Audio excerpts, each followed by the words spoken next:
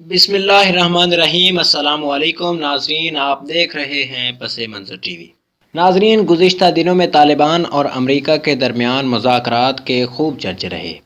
پوری دنیا کے میڈیا نے اس کو بھرپور کوریج دی اور اس بات کی توقع کی جا رہی تھی کہ طالبان اور امریکہ کے درمیان معاہدہ ہو جانے سے افغانستان میں ایک دیر پا امن کا قیام ممکن ہو سکے گا، لیکن اس وقت ان تمام امیدوں پر پانی پھر گیا جب امریکی صدر ڈونلڈ ٹرمپ نے یک طرفہ طور پر یہ مذاکرات ختم کرنے کا اعلان کر دیا۔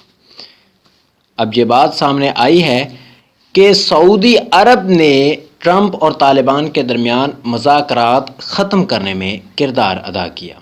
اس حوالے سے ہم آپ کو یہ بتائیں گے کہ کس طرح سعودی عرب کی وجہ سے ٹرمپ اور طالبان کے مذاکرات ختم ہوئے۔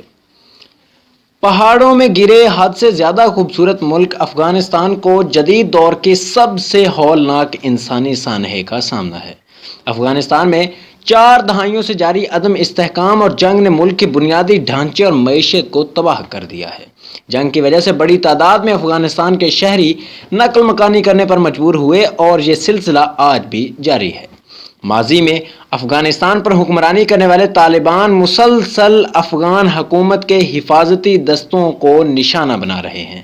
حال ہی میں ایک تفتیش سے معلوم ہوا کہ صرف گزشتہ اگست کے مہینے میں افغانستان میں اوسطاً ہر دن 74 لوگ ہلاک ہوئے۔ یہ سب ایک ایسے وقت میں ہوا جب طالبان اور امریکہ کے درمیان امن مذاکرات جاری تھے، یعنی ایک طرف افغانستان میں جاری شورش کو ختم کرنے کے راستے تلاش کیے جا رہے تھے، لیکن دوسری طرف گولہ باری اور بم دھماکوں کا سلسلہ جاری تھا۔ امریکہ اور طالبان کے نمائندوں کے درمیان دوحہ میں بات چیت کے بعد ایک معاہدے پر رضامندی ہوتی نظر آ رہی تھی، لیکن امریکہ کے صدر ڈونلڈ ٹرمپ نے ان مذاکرات سے پیچھے ہٹنے کا اعلان کر دیا۔ اس کی وجہ ٹرمپ نے یہ بتائی کہ کابل میں ہونے والا وہ دھماکہ جس میں امریکی فوجیوں سمیت 12 افراد کی ہلاکتیں ہوئی تھیں۔ ایسے میں سوال اٹھتا ہے کہ مذاکرات کے دوران بھی طالبان حملے کر رہے تھے۔ گزشتہ 1 سال میں افغانستان میں دیگر حملوں میں اور بھی تو کئی امریکی فوجیوں کی ہلاکتیں ہوئی تھیں، تو کیا پھر امریکہ کے امن مذاکرات سے پیچھے ہٹنے کی وجہ کیا واقعی وہ حملہ تھا جس کی بات ٹرمپ کر رہے تھے؟ افغانستان اور طالبان سے متعلق معاملات کی گہری سمجھ رکھنے والے پاکستان میں مقیم سینئر صحافی رحیم اللہ یوسف زئی کا خیال ہے کہ ٹرمپ انتظامیہ خود اس بات پر متفق نہیں تھی کہ اس معاہدے پر دستخط کیے جائیں یا نہیں۔ ان کا کہنا ہے کہ ایسی رپورٹس آئی تھی کہ امریکی حکومت کے مختلف شعبے جیسے کہ CIA اور پینٹاگون میں اہلکار اس معاہدے سے خوش نہیں تھے۔ امریکہ نے طالبان کی یہ شرط قبول کر لی تھی کہ اس بات چیت میں افغان حکومت کو شامل نہیں کرنا ہے۔ ایک تو یہ وجہ ہو سکتی ہے، دوسری بات یہ ہے کہ 15 مہینے جاری رہنے والے ان مذاکرات میں امریکہ وہ حاصل نہیں کر سکا جس کی اسے امید تھی۔ عالمی امور کے تجزیہ کار اور امریکہ کے ڈیلوئر یونیورسٹی کے پروفیسر مقتدر خان اس کی دیگر وجوہات بھی بتاتے ہیں۔ ان کا خیال ہے کہ اس معاہدے پر دستخط کا جو وقت تھا وہ سیاسی اعتبار سے ٹرمپ انتظامیہ کو مشکل میں ڈال سکتا تھا۔ ان کا کہنا ہے کہ ماہرین کا خیال ہے کہ دستخط کی تاریخ اس وقت پڑتی جب امریکہ پر ستمبر 2011 میں ہونے والے حملے کی برسی تھی۔ ایسے میں اسی موقع پر طالبان کو امریکی سرزمین پر لانا ایک پبلسٹی ڈیزاسٹر ہو سکتا تھا۔ ٹرمپ انتظامیہ کو دیر سے اس بات کا احساس ہوا اور اسی لیے اس نے مذاکرات کو ختم کر دیا۔ دراصل امریکہ نے افغانستان میں داخل تب ہوا تھا جب طالبان نے 9/11 کے حملوں کے بعد القاعدہ کے سربراہ اسامہ بن لادن کو امریکہ کو سونپنے سے بظاہر انکار کر دیا تھا۔ 1979 میں افغانستان میں داخل ہونے والی سوویت فوجیں جب 1989 میں یہاں سے نکلی تو امریکہ اور پاکستان کے حمایت یافتہ مجاہدین نے سوویت یونین کے حامی صدر نجیب اللہ کو ہٹانے کی کوششیں شروع کر دیں۔ اس کے ساتھ ہی افغانستان میں خانہ جنگی کا دور شروع ہو گیا۔ افغانستان میں عدم استحکام کا فائدہ پاکستان اور افغانستان کی سرحد پر سرگرم طالبان کو ہوا۔ طالبان لفظ طالب کی جمع ہے جس کا مطلب ہوتا ہے کسی چیز کی طلب رکھنے والا، جیسے کہ طالب علم۔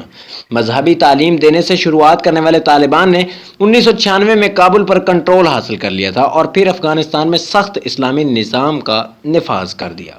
اسی درمیان 11 ستمبر 2001 میں امریکہ میں ہائی جیک کیے جانے والے مسافر بردار جہازوں سے حملے کیے جن میں 3000 افراد مارے گئے۔ ان حملوں کے لیے امریکہ نے القاعدہ کو ذمہ دار بتایا اور طالبان سے کہا کہ وہ افغانستان میں موجود اسامہ بن لادن کو ان کے حوالے کر دیں۔ جب طالبان نے ایسا کرنے سے انکار کر دیا تو امریکہ کے اس وقت کے صدر جارج ڈبلیو بش نے افغانستان پر حملہ کرنے کا اعلان کر دیا۔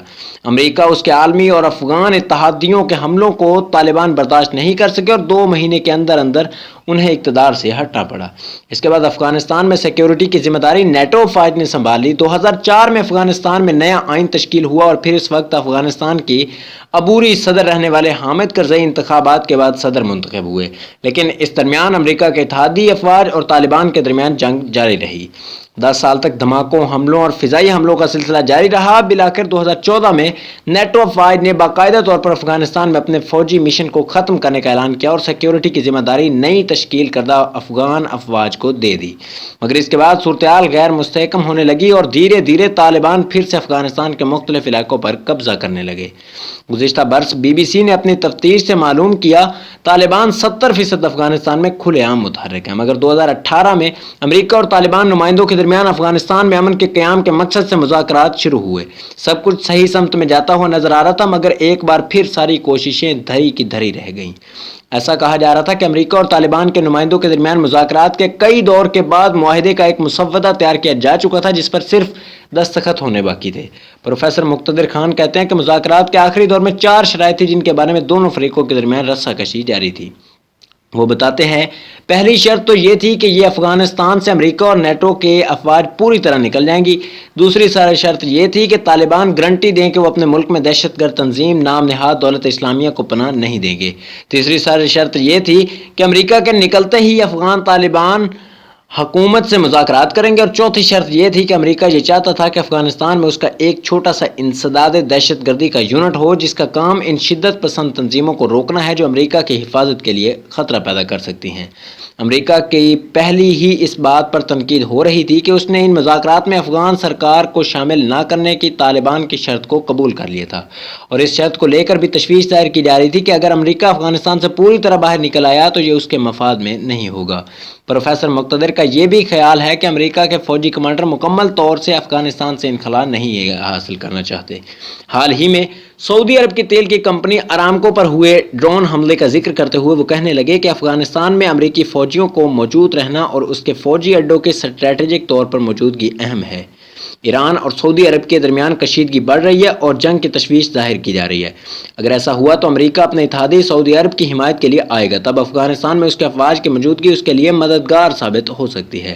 ایران اور افغانستان کی سرحدیں آپس میں متصل ہیں، ایسے میں جنگ کی صورتحال میں امریکہ اپنے فوجیوں کو افغانستان میں اتار کر ایران پر زمینی کارروائی کر سکتا ہے۔ پروفیسر مقتدر خان بتاتے ہیں کہ امریکہ میں جو ایران پر نظر رکھنے والے اہلکار ہیں وہ نہیں چاہیں گے کہ امریکی فوج افغانستان سے انخلا کریں، کیونکہ ایران کے ساتھ جنگ کی صورتحال میں افغانستان وہی کردار ادا کر سکتا ہے جو عراق کی جنگ کے دوران قطر نے کی تھی۔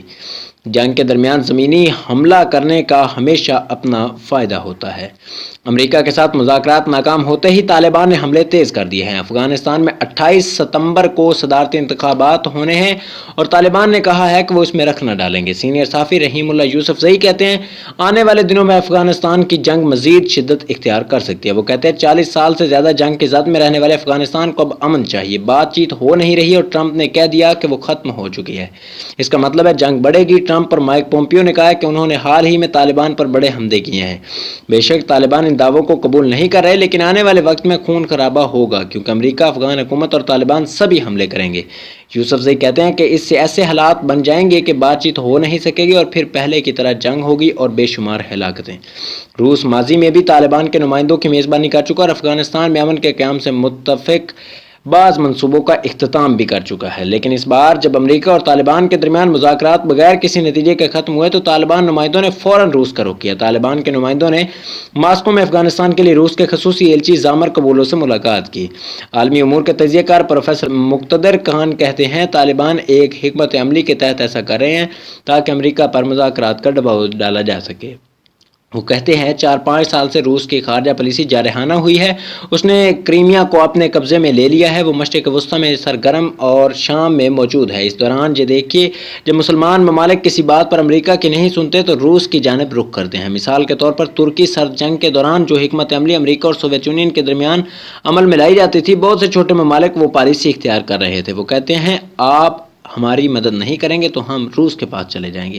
حالانکہ روس نے اس معاملے پر یہی کہا کہ مذاکرات پھر سے شروع کیے جائیں، لیکن نہ تو اس نے کوئی متبادل پیش کیا ہے اور نہ ہی کوئی مخصوص اقدامات کی بات کہی ہے۔ پروفیسر مقتدر خان مزید کہتے ہیں طالبان کے روس کے پاس جانے سے اس کی تھوڑی عالمی سطح پر پروفائل بہتر ہوگی، لیکن امریکہ روس کو افغانستان میں کوئی اہم کردار ادا کرنے کی اجازت نہیں دے گا۔